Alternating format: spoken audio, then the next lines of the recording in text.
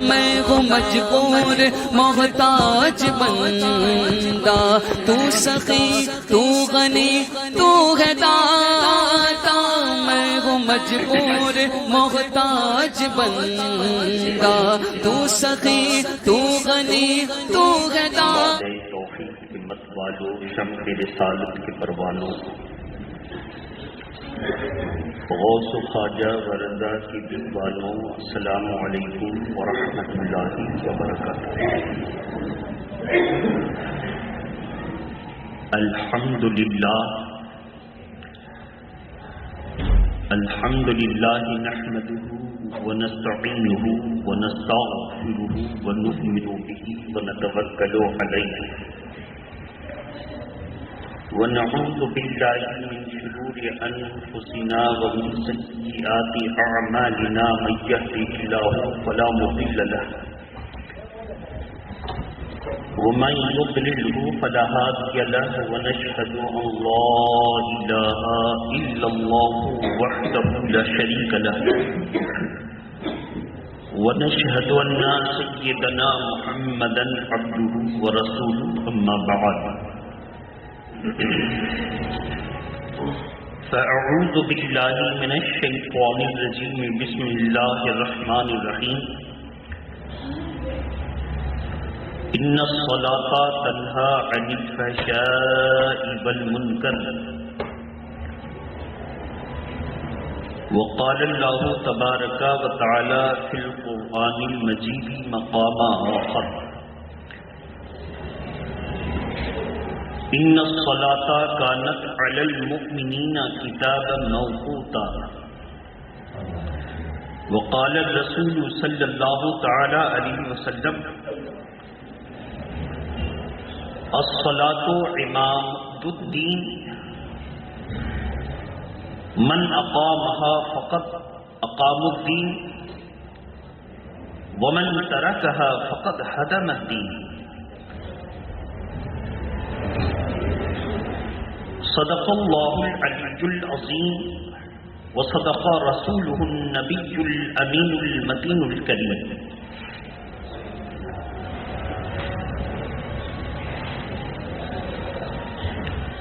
ہمارے دین کی حقانیت کے یہ دونوں شاہد ہیں، ہمارے دین کی حقانیت کے یہ دونوں شاہد ہیں، معین الدین اجمیری و محی الدین جیلانی۔ عزیزان ملت اسلامیہ، آج رجب المرجب 1443 ہجری کی 30 تاریخ ہے۔ آج سے ٹھیک 3 روز بعد رجب المرجب کی 6 تاریخ ہوتی، جس میں عالم اسلام کی ایک عظیم جماعت مذہب مہذب اہل سنت والجماعت سرکار غریب نواز رضی اللہ تعالی عنہ کی عرس کے موقع پر اپنے اپنے طور پر یاد مناتے نظر آئیں گے۔ ہمارے ہاں افراط و تفریط کے عالم سے ہماری قوم دوچار ہے۔ کچھ لوگ عرس کا بائیکاٹ کرتے ہیں تو اس حد تک گر جاتے ہیں کہ عرس ہی کو شرک اور بدعت قرار دے دیتے ہیں، اور کچھ لوگ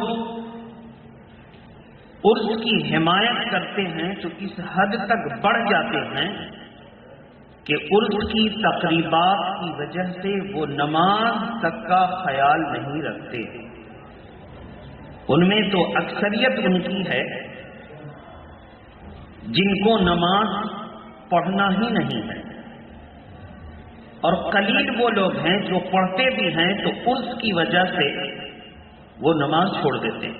بھیڑ بھاڑ ہے، مہمانوں کی آمد ہے، انتظام اور نگرانی کی امور کی ذمہ داری ہے۔ ان سے سوال ہے کہ جس بزرگ کا آپ عرس منا رہے ہیں ان کی تعلیمات اگر آپ کے پاس ہے تو ذرا ان کی قبر سے آپ سوال کر لیجئے کہ نماز چھوڑ کر کے کیا وہ آپ کا عرس قبول کریں گے؟ تو ہمارے یہاں دو طرح کے لوگ ہیں، شریعت کے راستے سے ہٹ کر دونوں زندگی گزار رہے ہیں، اور ایک تو اس حد تک بڑھ گیا ہے کہ وہ عرس کی آڑ میں مسلمات اہل سنت کا انکار کر کے اسلام کا کلمہ پڑھ کر اسلام کا باغی بنا بیٹھا ہے، اور دوسرا اس حد تک محبت میں غلو اور بڑھتا نظر آ رہا ہے کہ وہ اللہ کے فرائض کو بھول کر کے اپنے پیر اور صاحب عرس ہی کو نجات کا ذریعہ سمجھ بیٹھا ہے۔ دونوں غلط ہیں۔ سرکار غریب نواز کے فیض سے امیدوار ہوتے ہوئے میں نے نماز کا جو موضوع اٹھایا ہے اسی پر ہم کو گفتگو کرنی ہے۔ اگر ہم سرکار غریب نواز کا ذکر نہ بھی کریں تو سرکار غریب نواز کے عرس پر کوئی خلل پڑنے والا نہیں۔ نماز چھوٹے تو چھوٹ جائے، بس کا سفر ہوگا، پکنک کی صورت ہوگی، ہوٹل میں بس ٹھہرے گی، پیشاب پخانہ غسل کھانا پینا چائے سب ہوگا، مگر نماز نہیں ہوگی۔ یہ ہے ہمارے ہاں زائرین کے بس کی کیفیت۔ بس رکے گی، سب ضرورت پوری ہوگی، مگر نماز کا اہتمام نہیں ہوگا۔ یہ ہے عرس والوں کا حال۔ تو جائیے مزار شریف پر اور پوچھ لیجئے کہ سرکار ہم تو نماز چھوڑ کر آئے ہیں، آپ میرا آنا قبول کریں گے نا؟ درود شریف پڑھیے، اللہم صلی علی سیدنا شفینا حبیبنا مولانا محمد وعلی آلہ واصحابہ وبارک وسلم صلاۃ و سلام علیک یا رسول اللہ صلی اللہ تعالی علیہ وسلم۔ میں نے گزشتہ کئی جمعوں میں آپ کو بتایا نماز فرض ہونے کے لیے کچھ باتوں کی ضرورت ہے۔ مسلمان ہونا، عاقل ہونا، بالغ ہونا اور نماز کا وقت ہونا، جیسے یہ چار باتیں پائی گئیں، آپ بحیثیت مسلمان، عاقل، بالغ اور وقت بھی موجود، آپ پر نماز فرض ہو گئی۔ جب آپ پر نماز فرض ہو گئی تو ہر کام کاج آپ پر حرام ہو گیا، سارے کام۔ اب وقت پر نماز ہی پڑھنا ضروری، یہاں تک کہ اس وقتوں کو رخصت ہے جب تک نماز کا وقت تنگ نہ ہو جائے، اور نماز کا وقت قریب ہو گیا تو آپ کی خرید و فروخت اور تجارت کی برکت ختم ہو گئی نماز چھوڑنے کی نحوست کی وجہ سے۔ اس کو ذہن میں رکھیں۔ اب جب نماز پڑھنے کے لیے چلے تو اس کے لیے آپ کو 6 شرائط کا پائے جانا ضروری ہے۔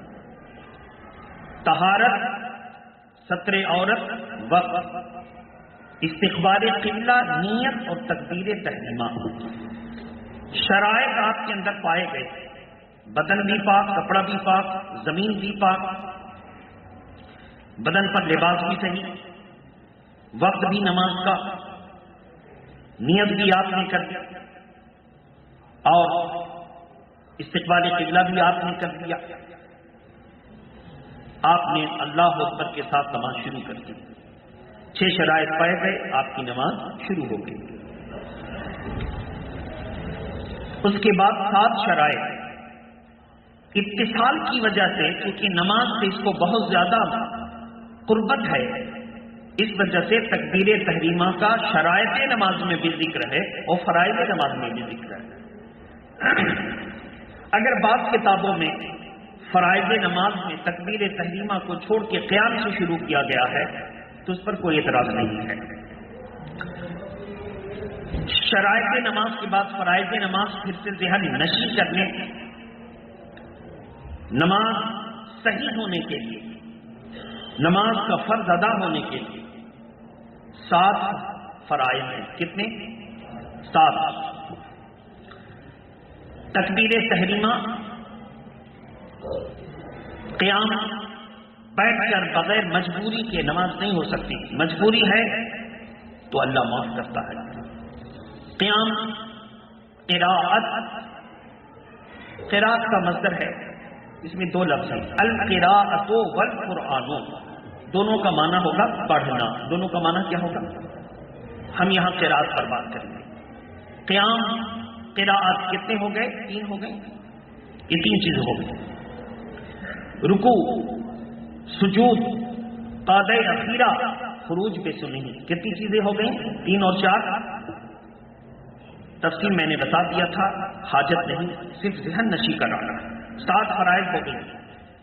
واجبات کتنے ہیں؟ کم و بیش 30. کتنے ہیں؟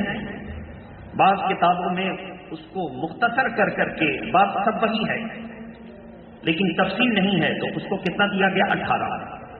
کتنا دیا گیا؟ اور بھی اگر ہم اس کی اور تشریح کریں گے واجبات میں تو کچھ بڑھ جائیں گے، مگر ذہن کے مطابق. درود شریف پڑھیں. اللہم صلی علی سیدنا سیدنا حبیبنا مولانا محمد وآلہ واصحابہ وبارک وسلم. صلاۃ و سلام علیک یا رسول اللہ صلی اللہ علیہ وسلم. کیوں ضروری ہے ان واجبات کو عمل میں لانا؟ کیوں ضروری ہے کہ ایک شخص نماز کے لیے آیا تو اس نے نماز کے واجبات کو چھوڑ دیا، جلدی جلدی اٹھتا بیٹھتا تھا. اللہ کے پیارے نبی صلی اللہ تعالی علیہ وسلم نے فرمایا تو نے نماز کے واجبات کو چھوڑے، جا پھر سے وضو کر کے آ اور پھر سے نماز پڑھ. پھر سے یا رسول اللہ صلی اللہ تعالی علیہ وسلم، آپ ہی کا ارشاد ہے کہ نافذ وضو واجبات کو چھوڑنا نہیں. نافذ وضو کچھ اور ہے، بدن سے ناپاک چیز کا نکل جانا، ریا، پیشاب، پخانہ، پیپ، ودی، مزی، منی، خون، کیڑا، پتھری، ناپاک چیز کا نکل جانا، نجاست کا ظاہر ہو جانا وضو کو توڑ دیتا ہے. یا رسول اللہ، اس میں یہ تو نہیں ہے کہ جو نماز میں تعدیل ارکان نہ کرے اس کا وضو ٹوٹ گیا. اے میرے آقا، آپ نے یہ حکم دیا. اللہ کے پیارے نبی کے حکم میں ہزارہا حکمتیں موجود ہیں، کیونکہ قانون ہے فعل الحکیم حکیم لا یخلو عن الحکمہ. حکیم کا کوئی کام حکمت سے خالی نہیں ہوتا. تو دنیا کے سب سے بڑے حکیم، عجیب دنیا کے بڑے حکیم کا عالم یہ کہ دنیا کے حکیم اجزائے ترکیبی پر غور کرتے ہیں کہ اس دوا کا فارمولہ کیا ہے، انگریڈینٹ کیا ہیں، اس کے اندر کون کون سی جڑی بوٹیاں پڑی ہیں اور ہر جڑی بوٹی کا فائدہ کیا ہے. دنیا کے طبیب جڑی بوٹی کے فائدے پر نظر رکھتے ہیں، مگر ہمارا طبیب مدینے میں وہ ہے جو مٹی اٹھا کر دیتے، جس مرض کے لیے شفا چاہو حاصل کر.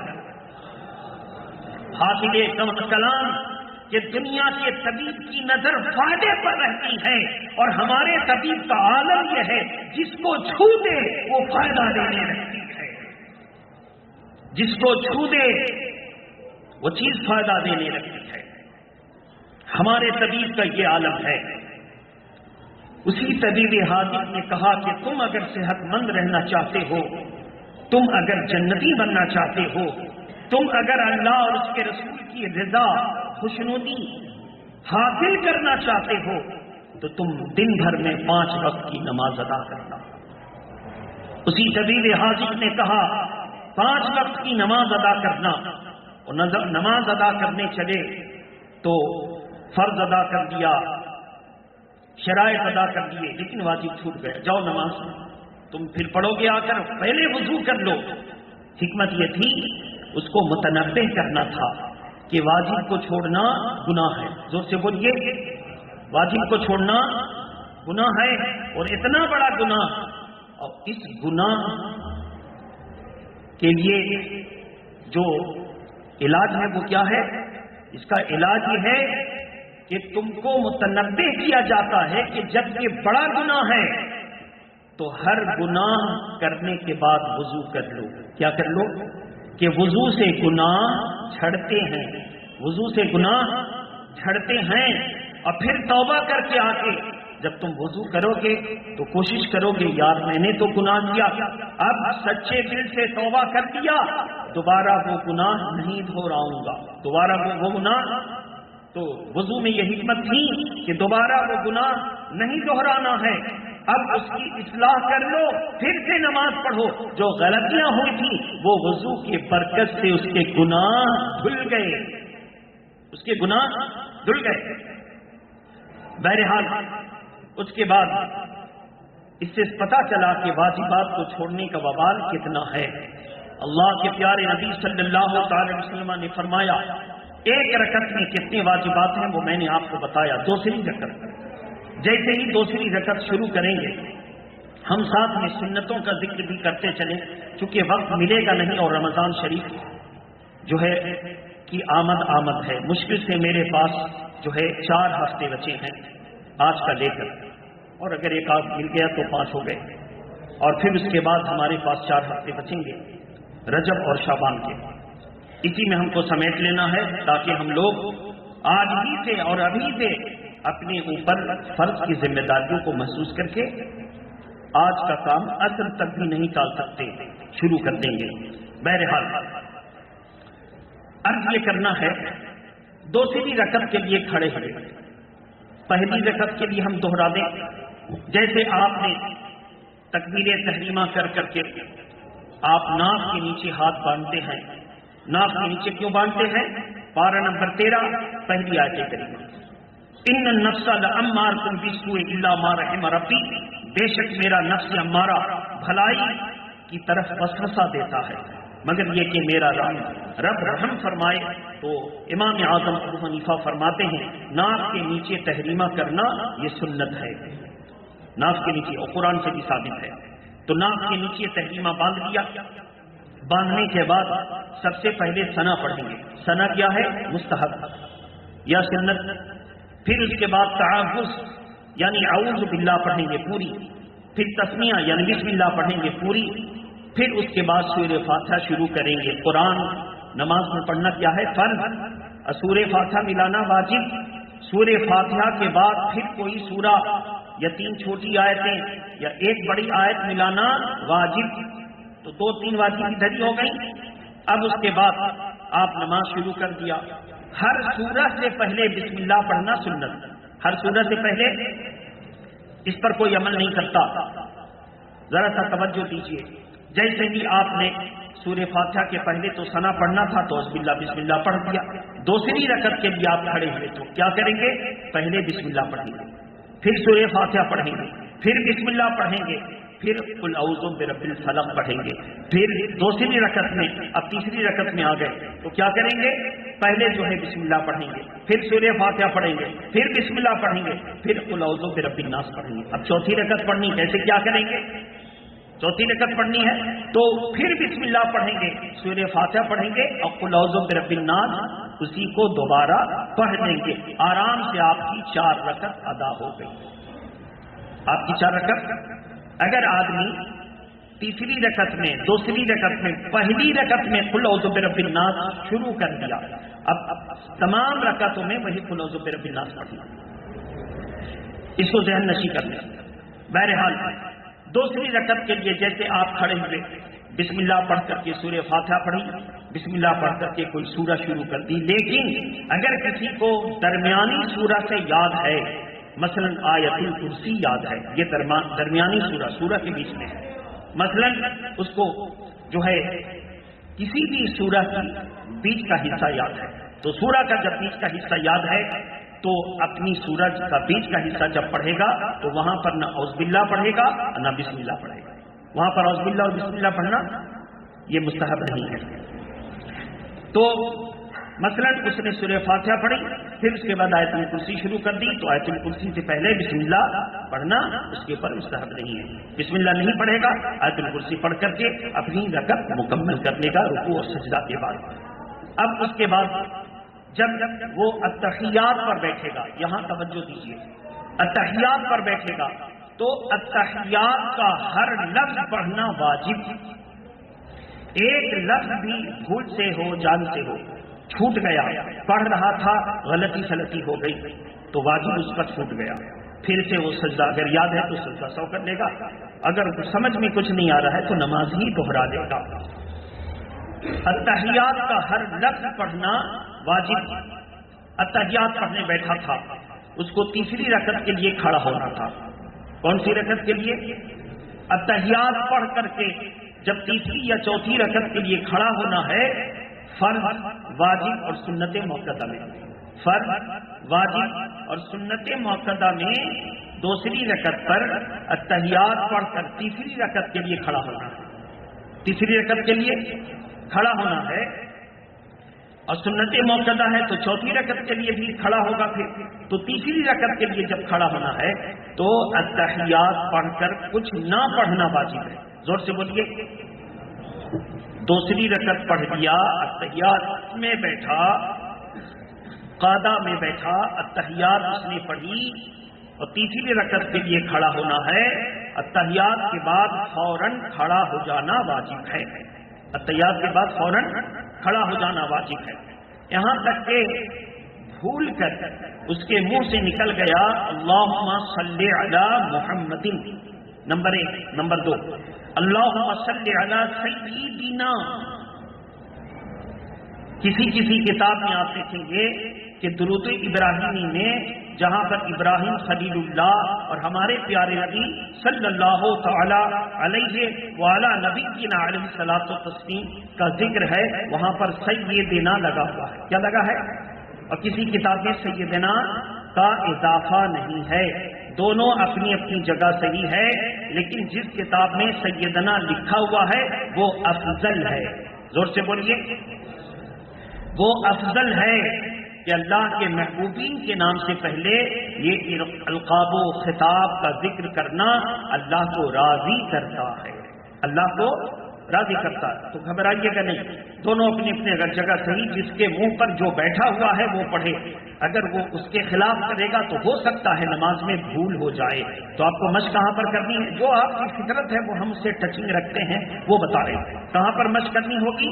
نفل نماز میں۔ زور سے بولیے، کہاں پر مشق کرنی ہوگی؟ نفل نماز کی بھول چوک جو ہے وہ معاف ہے، وہ فرض تو ہے نہیں، اس کی بھول چوک جو ہے ایک سیکھنے والے کے لیے رعایت کرتی ہے۔ کس کے لیے؟ زور سے بولیے، سیکھنے والے کے لیے نفل نماز میں رعایت کرتی ہے، لیکن جب ایک دم نفل نماز میں پڑھ کر آپ کی زبان پر وہ چیز چڑھ گئی، اب آپ اس کو سنت میں، واجبات میں اور فرض میں جو ہے تجربہ کر سکتے ہیں ایک دم ہوش حواس کے ساتھ۔ کیونکہ یہ نماز اللہ کی بارگاہ میں سب سے زیادہ پیاری اور یہ وہ محتم بشان کام ہے کہ اللہ کی توجہ شخص پر متوجہ رہتی ہے۔ اللہ کے پیارے نبی صلی اللہ تعالی وسلم فرماتے، نماز بڑی محبت اور خشوع اور خضوع اور خشیت الہی سے پڑھا کر تو کیا جانتا ہے کہ تو کس کے سامنے کھڑا ہے؟ اگر تو جان لے کہ تو کس سے کلام کر رہا ہے اور کس کے سامنے کھڑا ہے تو مر جائے زندگی بھر مگر سلام نہ پھیرے، سلام نہ پھیرے۔ آپ دیکھیے، آپ کا پسندیدہ کوئی پیر آ جاتا ہے، آپ کا پسندیدہ کوئی بڑا لیڈر آ جاتا ہے، آپ کو امید ہے کہ کلیان کر دیں گے، بیڑا پار کریں، وہ لیڈر چاہے نہ کریں، لیکن آپ کو ایک امید لگی رہتی ہے، تو لوگ چمچہ برداری کرتے رہتے ہیں، آگے پیچھے سر ادھر سر ادھر، سر ادھر سر ادھر کرتے رہتے ہیں۔ وہ بھلے پریشان ہوتا ہو کہ یہ لوگ اپنے مفاد سے، وہ بھی جانتا اچھی طرح سے، سب کو سمجھتا ہے کہ کون کیا ہے، مگر آگے پیچھے سر ادھر ہوتا رہتا ہے۔ اگر وہ کہتے بیٹھ جاؤ، ہزارہ کام کو چھوڑ کر کے اس کے بغل میں بیٹھنا وہ فخر تصور کرتا ہے بلا تشبیہ و تمثیل۔ جب یہ ادنا سا تمہارے ووٹوں کا بھکاری، جب ان کو تم اتنا مقام دیتے ہو، اس مثال سے جو ہے ذہن میں رکھو کہ اللہ جو بے مثل و مثال ہے، جو بے مثال ہے، اس کے بارگاہ میں جب کوئی کھڑا ہے، اگر جان لے کہ میرا رب مجھ سے قریب ہے، میں اس کے قرب میں نماز پڑھ رہا ہوں، تو جس طرح تم اپنے لوگوں کے جن کو تم مانتے ہو ان کے بغل میں بیٹھ کے تو اتنا پسند نہیں کرتے ہو، بلا تشبیہ جب یہ جان لو گے کہ اللہ ہمیں دیکھ رہا ہے، اس کا قرب ہمیں حاصل ہے، تو زندگی کٹ جائے گی مگر سلام پھیرنا پسند نہ کرو گے۔ یہ نماز میں گزر جائے، یہ لمحہ نماز میں گزر جائے تو ایک آدمی کو ایسے سلام پھیرنا ہے، مگر پھر بھی ہمارے پیارے آقا نے ہم لوگوں پر کرم فرمایا کہ میری امت کو کھانے کی بھی حاجت ہے، کمانے کی بھی حاجت ہے، کچھ انسان کی جسمانی ضرورت پیشاب پخانا بھی ہے، اس لیے اللہ کے پیارے نبی نے فرمایا جب تم نماز سے نکلنا چاہو تو خروج بے سنو ہی واجبات، فرائض اور سب کا خیال رکھتے ہوئے اپنا ارادہ کر لو کہ اب ہم نماز سے باہر نکل رہے ہیں۔ خروج بے سن ہی مطلب اپنے ارادے سے نماز سے باہر نکلنا، اپنے ارادے سے نماز سے باہر نکلنا۔ اب ارادہ کر لو کہ نماز سے باہر آ رہے ہیں، اور جب باہر آئے تو تم نماز کے اندر تھے تو دنیا و ما فیہا کی کوئی پرواہ نہ تھی، بس تم اللہ کے جلوے میں نہا رہے تھے، باہر آئے تو سلام کا حکم ہوا کہ یہ واجب ہے کہ لفظ السلام کہو۔ کیا واجب ہے؟ زور سے بولیے۔ علیکم واجب نہیں، دونوں طرف السلام واجب ہے، زور سے بولیے۔ السلام واجب ادا ہو گیا، السلام واجب ادا ہوا، لیکن علیکم ورحمۃ اللہ کیا ہے؟ یہ سنت، زور سے بولیے۔ کیا فائدہ دے گا؟ ایک شخص کو خون نکلنے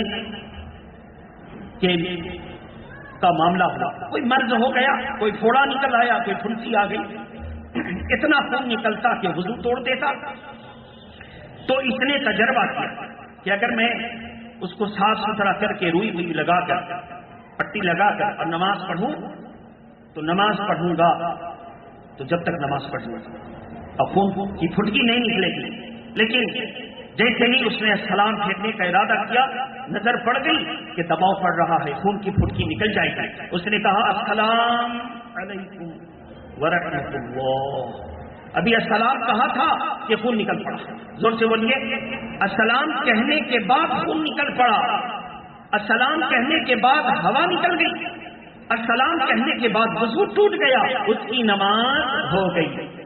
کیا فائدہ ہوا؟ علیکم ورحمۃ اللہ وبرکاتہ، علیکم ورحمۃ اللہ نہ کہا اس نے، لیکن السلام واجب ادا کر دیا، اب جو تھی وہ چیز سنت تھی، اس کی نماز ہو گئی۔ یہاں پر اس کو فائدہ مل جائے گا، اکثر لوگوں کو یہ فائدہ نہیں، اکثر لوگوں کی یہ حکم کیا؟ السلام علیکم ورحمۃ اللہ۔